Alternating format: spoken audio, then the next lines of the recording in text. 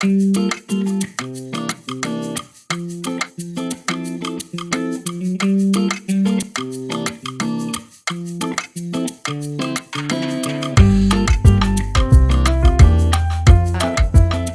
is Carol DePogny. I'm the adult programs librarian here at the library, celebrating my year anniversary. Yay! Thank you. I'm delighted. And a little disclaimer, sadly, I broke a tooth and have to see the dentist off island in the morning, so I have to go on the 7:50 ferry. So I'm going to be boogieing at 7, and my compadre, Ray, he's going to stick around and close things up. So thank you, and it's not, who's ever up here at the time, it's not anything you said that I'm leaving. Yeah, don't take it personally. Not at all, not at all. So the sign-up sheet is right there in the middle of the room. If you could help me out, if someone comes in and wants to sign up, if you could, gently point them that way if I miss it. Let's see. Many, many thanks to the Friends of the Orcas Island Library who make all of our programming possible, and all of you creative islanders who come out for our programs. A little hint someone gave us a minute ago was to speak loudly and enunciate. It's good for me. My mother said I was a terrible mumbler. Did you sign up? I believe she did. We're going to let everyone speak who signed up, and I think if we have time and you want to go again, that's fine. 3 minutes per person, and we'll have a break at 6:30, maybe 5 minutes. Please respect the equipment, respect each other, turn your phones off. I'm not sure where mine is. The restrooms are out those doors and to the right. I know you guys do this already, but treat the performers with kindness, the poetry readers, the poets.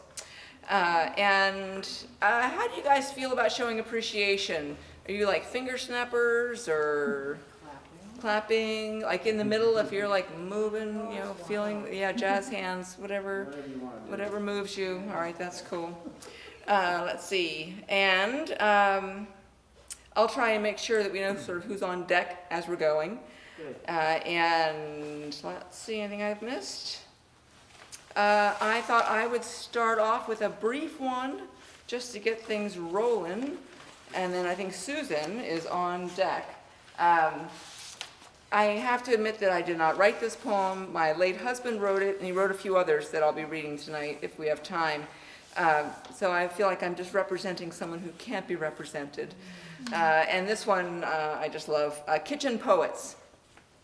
Smells fill air with dinner. My wife is out of town.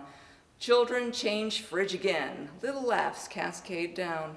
Magnetic words amiss. Demands for dad to read. Think they are so funny.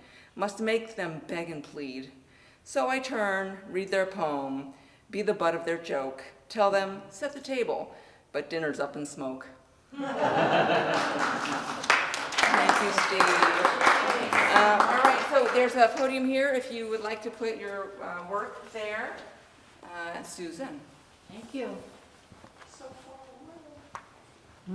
far away. Okay, so you'll tell me when to stop. Yes. And I'll tell me when to start. This is my book, a big one and the next one, and so there's different poems in different ones. So I will read larger print in this one first. Right through the nervousness.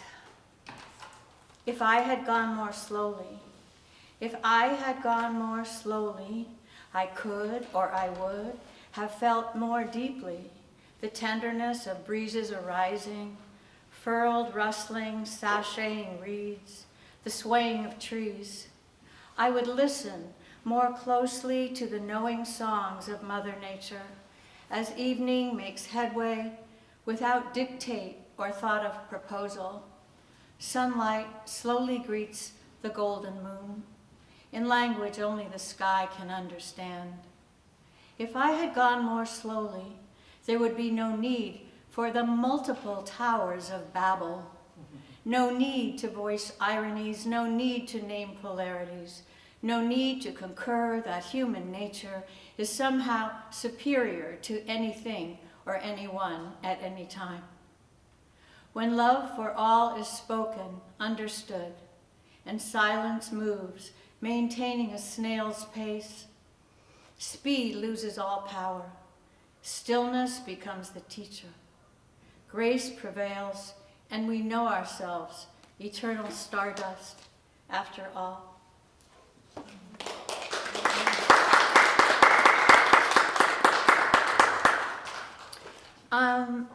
There's a poem that I might find. Yes. Okay. It's called Indonesia. There is a man, bookmark. There is a man in Indonesia.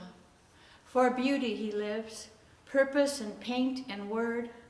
No saccharine in the green of working fields. Back bent, ears pierced by rumble of wind. Morning light crystallizes even the darkest of hearts. Longing, a tributary of separation, forgetting that even the abyss is just a reminder. Some would fill in the answer here. Just remember, beauty is the heart of light. If that is all you see, there is only love. If that is all you think, you have already passed that train in the station, and then the trains will come and go, tracking us home again and again. We are not the driver, and the sundial charts space, not time. Do I have one more time or no? Yeah, 4 seconds. 4 seconds? Okay, I'll just read you the title of the next one. Really, should I not or da-da-da? I think we have enough time for you to read it. Oh, okay. This is called Nets and Fiber Memorabilia. I vaguely remember last night's dream about a poem. Fuzzy-headed, cotton-web, loose thoughts on an unbound series of pages. No borders, margins, or long fixed forms. Nets and fibers. I made poems in letter shapes, stacking them up as high as they wanted to go. Some were made into people, skin, eyes, brows, hands, convex, concave, angular. Something about animal prints, leopard patterns, zebra stripes, shy porpoises riding on sea foam. Maybe I mixed up names in a bowl, then poured them out through the open mouth of a white ceramic lightly glazed pitcher. Whatever it was, metaphors, similes, move slow as the grass grows, progressing multidimensionally through time parades, colorful, silky, dancing geishas, horseback riding cavalrymen, a plain-clothed family of Amish, all telling their story, that nothing is separate. And if you pile a billion things on top of one another or side by side, they are all different and eventually all the same. Thank you. Thank you, Susan. Yeah. I really enjoyed the first one about going slow. Oh, yeah. I gotta take that one on board. Next is Darcy Leach, and then Dustin will be after Darcy.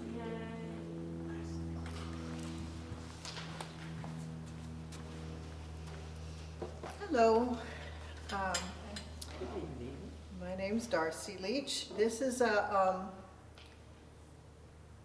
it's from an exercise I was doing where you're supposed to take the first line of someone else's poem and then turn it into a poem. So this is a poem based on a first line by Charles Bukowski. I'm calling it Hang On. The days run away like wild horses over the hills. So fast, you only see the flash of flowing mane as it glistens in the sun and disappears into the gentle bosom of rolling green. But oh, how I give chase.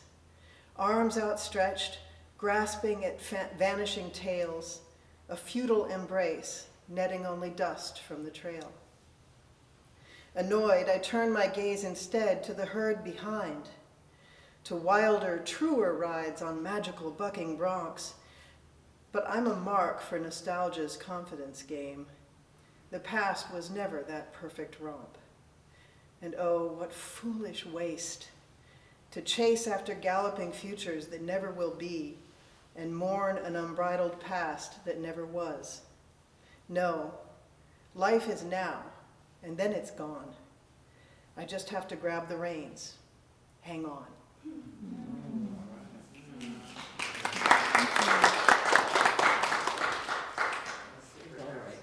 All right, anyone who's joined us who wants to sign in? Anyone? If you do, yeah, I'll turn my back and come turn you down. Dustin, and then after Dustin, we'll have Ed. I'm gonna move this, all right? Absolutely. Tell you the truth, I haven't read a poem in a long, long time. It's about time. Yeah. This is called The Prophets of Crisis. They say gold is for the kings and queens. Silver shines for their subjects, aristocrats of esteem. Barters held by the hands of servants, and that leaves debt to the slaves. The money changers never left the temple. They just gave us a new story. And in this story, heroes become villains, villains become heroes through carefully crafted language, spoken, shouted, and sang over and through cinematic splendor of repeat imagery. Oh yes, brought to you by this year's Status Quo. This story was written by force, financed on all sides by the same lender. Currency be that of hearts and minds, the cost of doing business, yeah, that's life. Now this story has buried many names. Some are remembered in mausoleum, a few are even given holidays. And as we gather, march, protest, and pray, the same money changers laugh all the way to the bank. Yes, the prophets are here. The prophets are here. The profiteers of crisis are here once again. They've arrived, this time in some brand new autonomous hot off the assembly line electric vehicles, equipped with smart technology, made from precious metals, seized in the most recent occupation. What a sight to behold. Them prophets talking out of both sides of their mouth, slanging hope. Got to keep them juiced up on that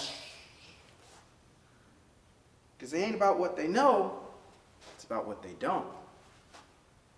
See, in this story, there's news for the masses and there's news for the classes. You got questions, don't you dare ask them. We'll tell you what to think. We'll tell you what to believe. For anything else is a threat to our great order of society. Order drawn from guns, germs, and bombs. We got it all, so come on down, let's make an arms deal. We got some high quality product. Sell it to you for a steal. And so the story goes. The bears and the bulls on parade. Each berth is stamped, certified, listed for trade. Compounding interest, marketing breath. When gain is realized, those money changers wait to collect.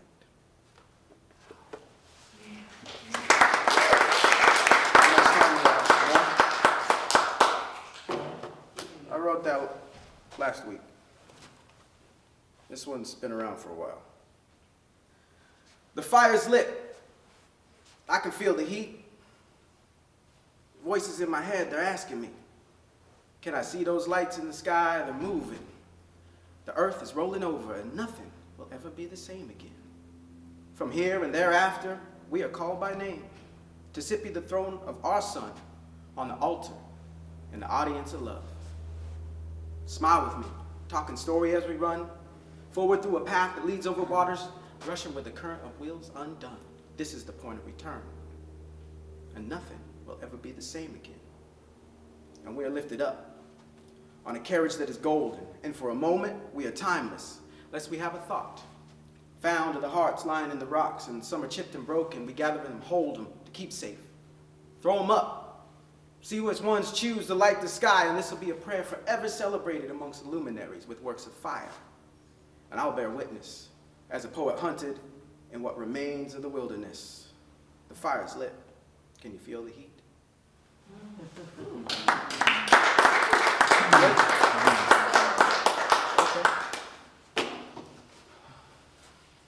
And you can come back around at the end too. We got Okay, well, maybe.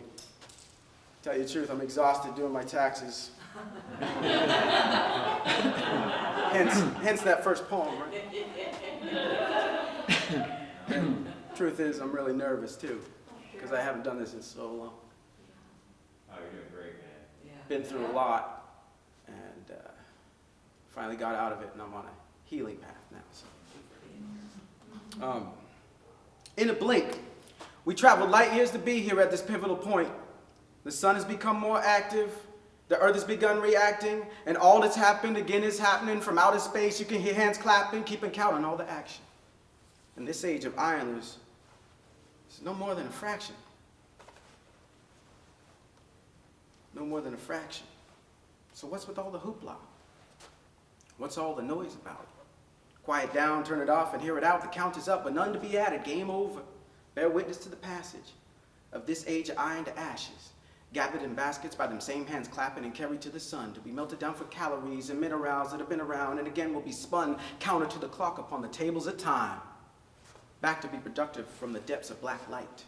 Press to set the focus, track to move forward with an incomparable performance, never before seen by this creature world. Call it the Mecca. Call it the show of shows that'll bust the compass. There has not been and there will not be an event such as this. It's one for the record books, kids. And what's left of the modern will be found at the bottom of young ocean beds. The total is the sum of all that's accumulated through this planet rock. We sit in relation to all that goes on. And everything that existed came in with a thought. So what we thinking, mind to mind, we got too much mixed up, and the tricks is tricking with the bailout, pick up, fix up, just to keep the brights on. Man turned the light out for 30 pieces. And this is clear from the beaches of refuge. The idols of worship are tools used by them money changers. But little do they know, Mother Nature has no need for bankers. And soon she'll shake the shaker. Can you move your feet? In time past and time future. Now this is something that you can't compute with no computer. Now this is something that you can't shoot with no shooter. Now this is your memories speaking to you.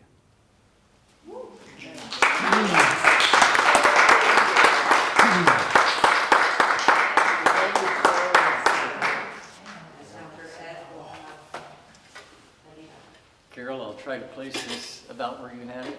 Oh yeah, sorry about that. Oh, yeah, that's fine, right about there, yeah.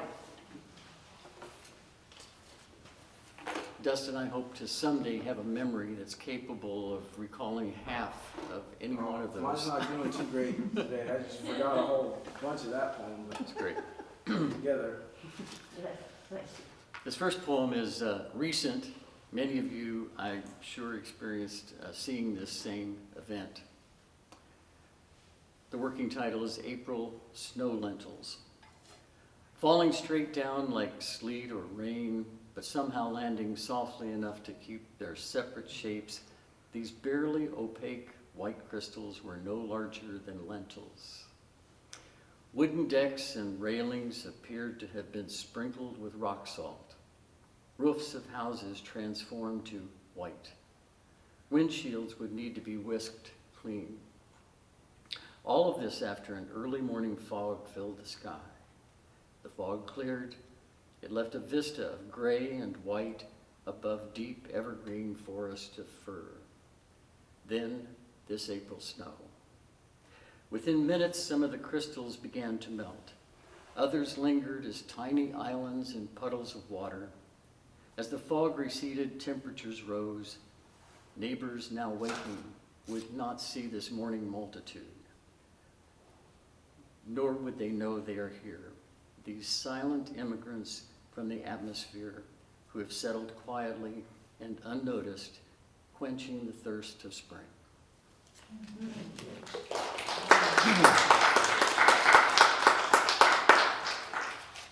This one's called, it's another weather event, Whitecaps in Freezing Cold. As day breaks across the sound, a mile-wide body of water, deep blue water, the wind-swept surface churns with whitecaps, hundreds of frantic waves, all rushing southward, as if chased by a fierce north wind.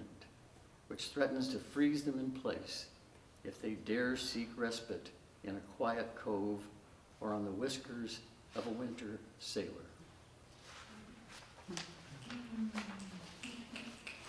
And the lantern. This last poem is a very brief poem called Night Watchman. The night is cold. The rain has stopped. The only sound is gravel crunching underfoot. Lantern in hand, I walk uphill, open a wooden gate, and wait beside the gray road. Soon tall trees will glow headlight white, and our daughter will arrive from someplace far, far away.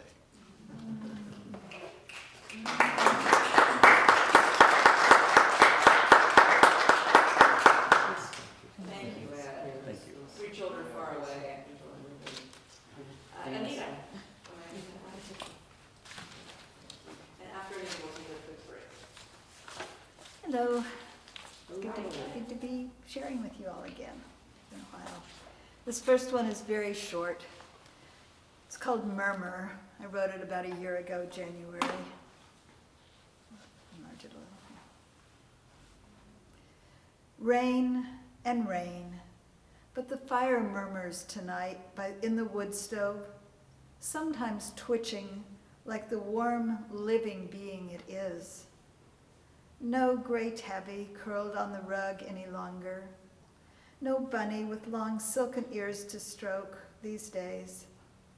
But the twisted paper, broken twigs, lichened branches, the sawed and chopped trunks, with my gratitude, breathe life again.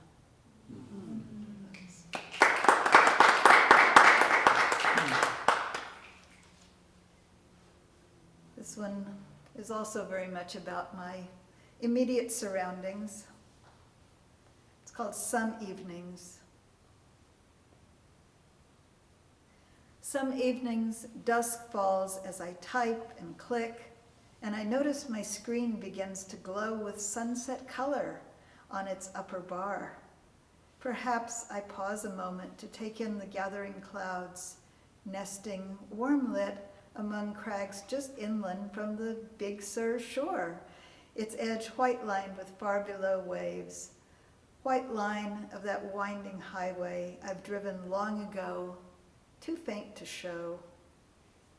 Some evenings, like this one, I stay in the garden as dusk settles, pulling just one more shotweed, the tiniest rosettes, delicate enemies, revealing themselves with white blossoms. Frog peeps from wetland across the road, tide in and out. Chill air seeps through black fleece gloves as lithe blades crunch through stems of kale, charred beets, frost-nipped leaves, browned, crackle, and others, badly slug-munched, simply fall silent to the soil. Driving back up a hill I could have walked, slender new crescent arcs in deep blue through my windshield in the brief moment before I turn headlights toward home. And that was written a year and a month ago. We're still having the same kind of chilly weather. So I wrote a little preface to this poem, but I think I'll just paraphrase it rather than read it. But during the pandemic, I watched a lot of music online because we weren't going out to hear live music anymore.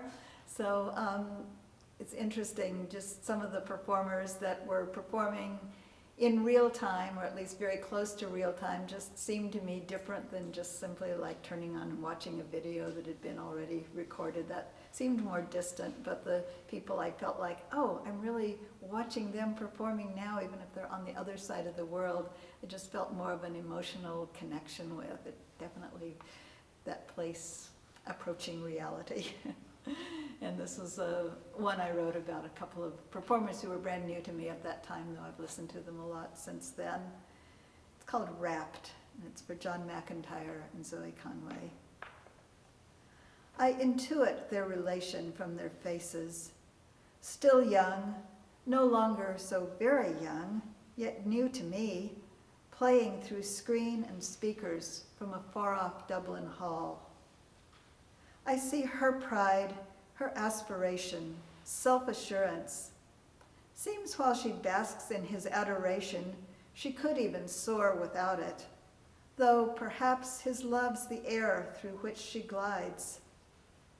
He sits just far enough from her as not to be played by her bow, each twitch or purse of lips a revelation, each tilt of head in concentration, each passing furrow of his brow, hints that her very being, invisible yet tangible, finer than a white horsehair from her lithe bow, has hooked him so deep in his tender soul that her every exhalation is his inhalation. Each quaver of her fiddle prompts vibration, deep resonation, not solely in the guitar beneath his skillful fingers, but somewhere below his breastbone. His attention, almost that of a pup, wrapped to his mistress's voice. Almost a puppet whose every rise of eyebrow responds to the strings she pulls. Yet his mastery of wood and wound steel speaks of a more intentional surrender, of heartfelt dedication, absorbed in meditation on his goddess and her tune.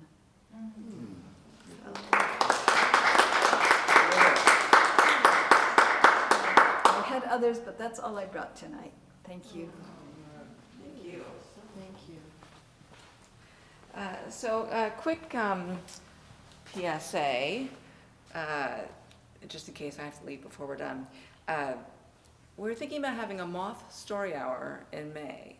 Are you familiar with the Moth? For those of you who aren't, there's a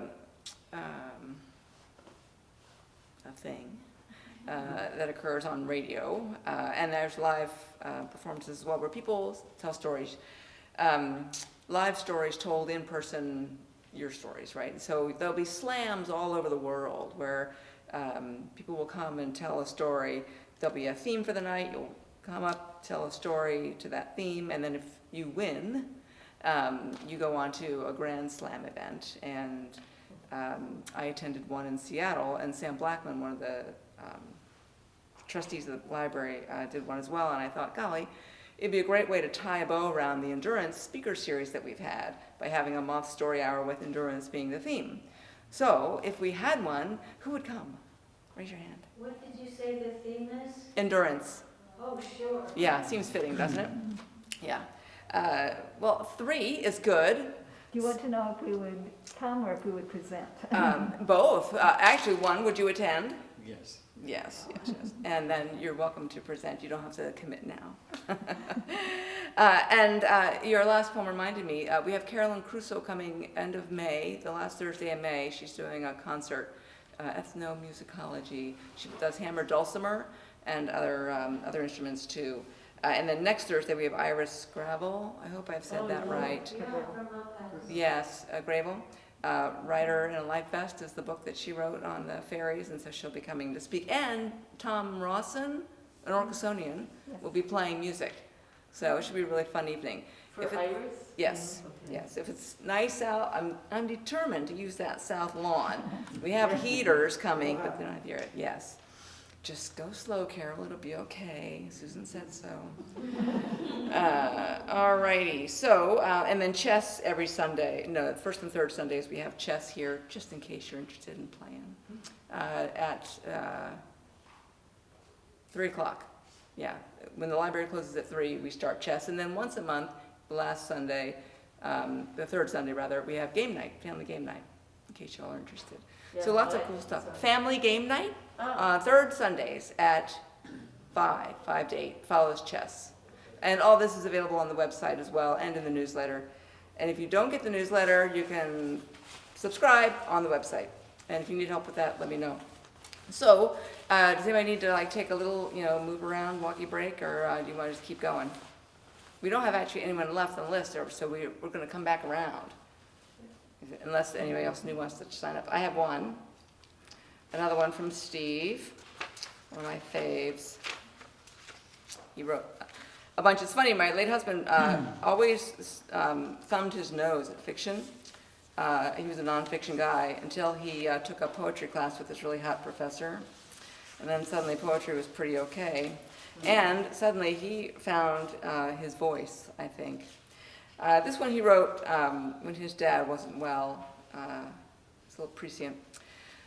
Nothing is forever. Nothing is forever. Not the deserts, they were once seas. Not the beaches, they always move. Not the rocks and the mountains, erosion takes its toll. Powerful forces multiplied by time wreak havoc in our world in slow motion. Nothing lasts forever, least of all me. Not my thoughts, not my memories, not my words. I will be nothing.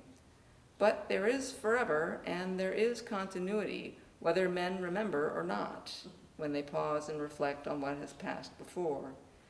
The fact of the matter is me. I cannot be created or destroyed, but only changed from one form into another.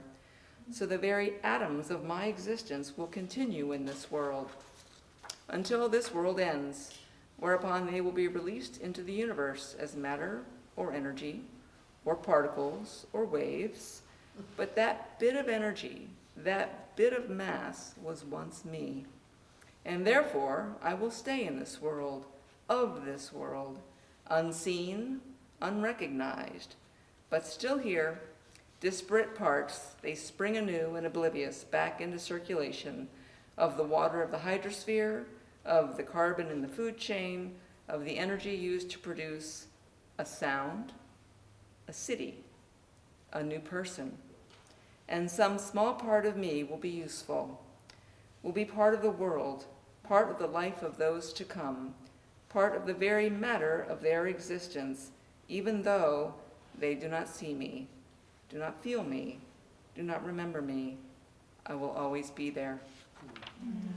That's endurance. Yes, yes. Steve would be so chuffed that you guys heard that. So, yeah, I know. At the end, it's like, oh, yes. Would you be willing to make another call for poets, just in case? You mean tonight? Yeah. Yes, absolutely. So we're at a point now where we don't have anybody on the list, and anyone who wants to speak can sign up. And oh, I thought we had a little one coming up. I was excited. Would anyone else like to read? We have some new people in the room. You want to read another one, Susan? I wonder if everyone would like to read again, if we have our next. Yeah. Do you have anything else, Dustin? I'll figure something out. All right. Ed, Yeah, Anita, I have you one have more. something? Yeah, sure. All right. Why don't we just go right around the same order? Every month. Pardon me? I wish we could do this every month. We can. That was the other question I was going to ask, actually, is would you guys like this on a regular basis? As long as I can be here, I'll be here. With cookies. I actually have cookies. That's how you get them here. Double the attendance. Yeah, food works. Pizza and you'll triple it.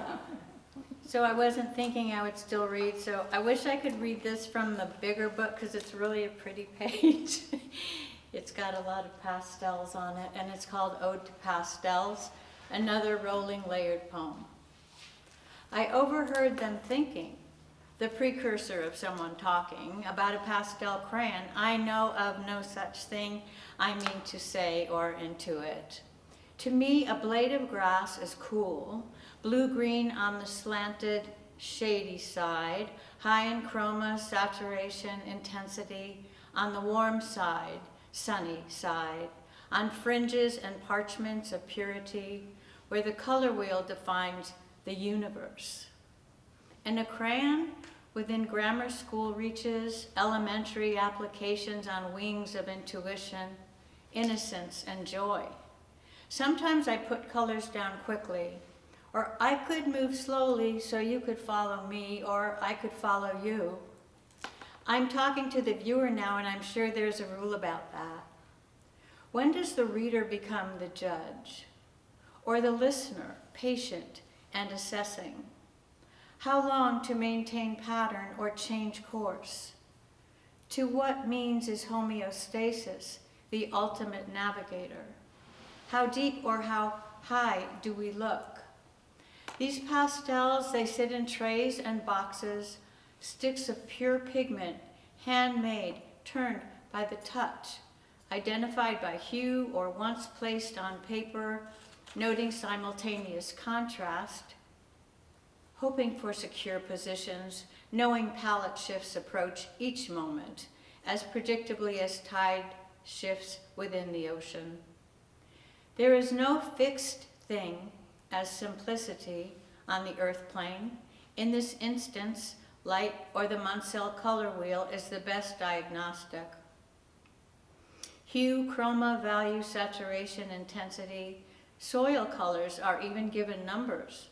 When the earth is wet, affected by weather and rain, scale and chart that. Find the umbers and oxides when history is wet or dry, and by how many degrees. And why the eternal question?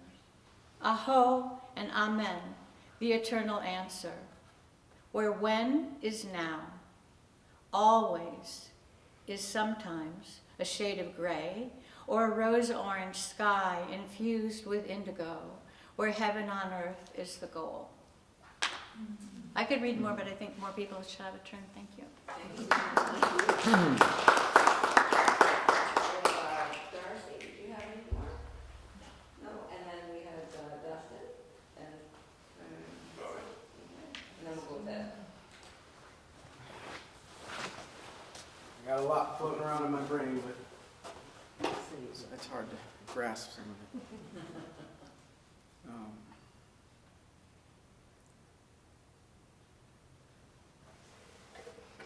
Sorry. Broken English is what I'm speaking. Please don't try to punctuate my being. Like you, I was born with this notion of freedom. Doing life in a prison, yet the bars we can't see them. Yeah, I'm a hooligan. On a quest for the meaning to what it is. In my studies, I've found we've been tricked by the crooked kings. Through the colors of law, we've been given privileges. And between that and rights, the difference is sovereignty. From that corporate psychology tying down with policies. Yeah, I'm an oddity. A revolutionary anomaly. Dreaming as a poet. Moving forward with MC heroics. You want to rock the boat, you got to rock the ocean. No more playing for tokens. Time waits for no one in the jungles of the mind. Don't be distracted by pretty lights and promises of riches and everlasting life. These are traps that keep me in a cycle of time, programmed for the next high. And there's nothing new under the sun. The same game's been played since day one.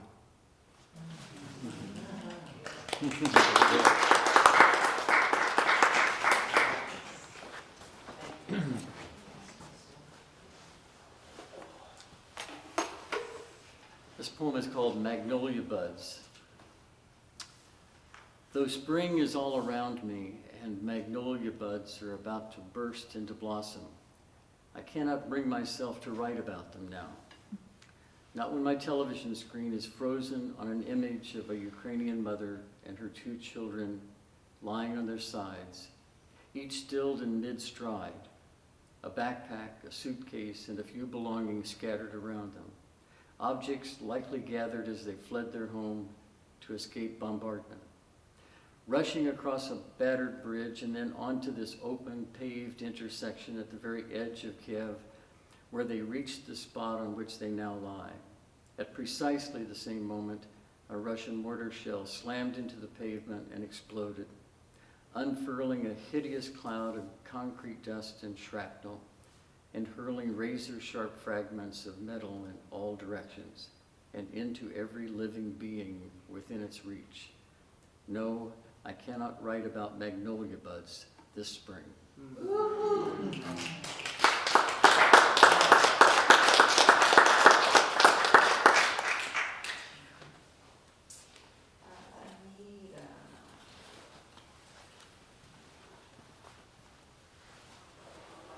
Well, I didn't know if I was going to find a poem searching back through my emails, but I'm going to take the luck of the draw here. I have shared this one publicly before. It's kind of an oddity. Years ago there was a thing called pocket poems, and there were these just like single words that, I won't explain the whole thing, but at any rate, these were just like words that appeared on this website, and so I gave myself the challenge to just take all of these random words and see if I could craft them into a poem that made a kind of sort of sense, told a kind of sort of story. So this is just a way to get out of my head of knowing what I was writing about and really just picking the words and seeing if I could make anything that had, Right. so it's got kind of loose meaning. Take it as you will. This is called Time Travel Near the Hyde Street Pier. That's in San Francisco, by the way. One soul surviving from a leather shoe, a shard of aqua beach glass, so many relics of past days found as we wade the shore. Caught up in the Pacific's gyre, the shoe could have fled the scene on, say, a trawler chugging past Aleutian cliffs. The glass may have kept telegraph wires from touching wet, rough cedar of their poles. Today the air is full of sounds from men who pine for lost love over wild guitars. Swim several yards down below the surface. A different world of sound distracts your ears. You listen for the jeering of motors run by those who are selling all the life that they can dredge up from the deep. Whip of a stingray's tail is no defense against the dragging nets. Song from moth-gray whales echoes from a time when their kin ruled the seas. Chalk up to fate or progress the dearness of scallop, lobster, abalone, going the way of April frogs in an East Bay creek. We must return to love, walking this beach as sailing ships from long ago pass by, their compass roses charting the direction of the winds, skippers seeking the shelter of a cove. These days, the mice aboard are attached to the computers, and sailors take their bearings from an artificial star.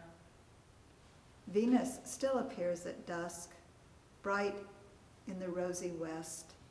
A pier reaches out toward it, away from the city. A door in the wall of time slips open.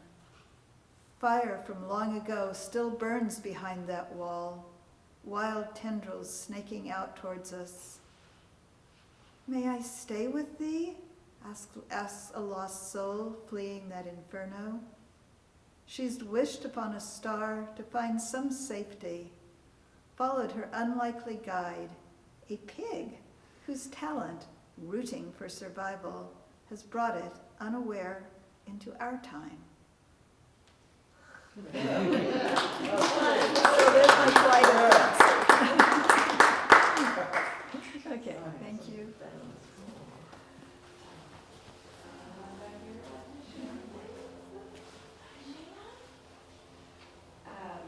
I would encourage all of you to look at the poems that we post. I'm trying to do a different one every day. I don't always make it up by the front desk. So I would love it if you guys could leave a poem maybe at the front desk. If you do it tonight, that's fine. Just leave it on the front desk. We'll find it and we'll put it up. We put a few of them over on the little display here. There's one actually that's pretty cool. It's Ode to the Genome. It's in the shape of a double helix, or of a helix, I guess. That one's kind of cool. And let's see what else. Do we have any other poems that anyone would like to read this evening? You guys, so monthly, you think? Is this time and day a good time? Thursday evenings, or do you know? Yeah, Thursday evening seems pretty good. Yeah. I would personally like it a little earlier, but some people work too, so whatever. Right. A little earlier, like how much earlier? Whatever's possible. What time do people get off work? Okay. The library's open till 6. we do it outside, doesn't matter. Yeah, that's right. Okay, yeah. I have a haiku. Oh, great, If I come can on up. remember it from a long time ago. Oh, thank you, yes. Actually, I'm Marlia Starwater, and actually I was in Moran State Park. Maria, Thanks. this is a real close-up. Yeah. And then come over here, right in front of the podium would be good. And you can move the podium if you want, but right about I'm there. hoping I can remember it, but where I was at Moran State Park, and it was thanks to a person that I walk with sometimes, Susan Slapin, and we were walking from the lake area where the jungle gym is, just along, to go along. And the water is really close there. The lake comes up close to the path. And so, to walk on water, practice on the puddles in your path. I think it counts All out. right. I like that. Thank you. You know, I'm not even reading much or writing, but I like to audit poetry. I'm a really good listener, I hope. So, a fan. Thank you. Well, everyone's been great listeners tonight, and it's been really warming for me to have all of you here at the library. And if you have other ideas about programs we should have at the library, please let me know. So I guess if no one has anything else they want to share, then we're going to close her down. Last call. Thank you so much. All of you came tired, exhausted, nervous, whatever state of being you are in. I really appreciate all of you coming out and making the effort to come out tonight. So many, many thanks.